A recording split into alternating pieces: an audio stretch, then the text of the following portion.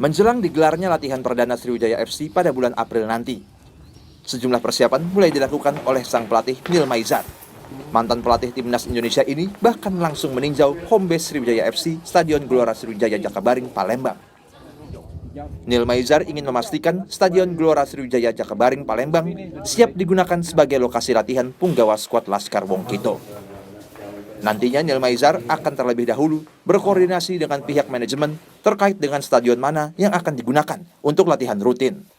Pasalnya, saat ini, Stadion GSJ dan yang lainnya masih dalam tahap perawatan pasca dilakukan perbaikan untuk Piala Dunia U20.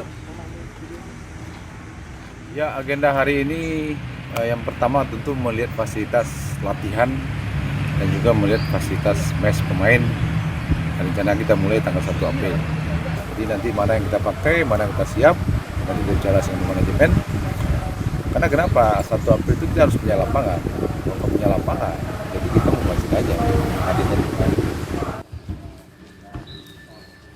Selain meninjau stadion dan lapangan latihan, Neil Maizar juga meninjau mes yang akan dihuni para pemainnya nanti. Nur Muhammad, Kompas TV, Palembang, Sumatera Selatan. Lampu.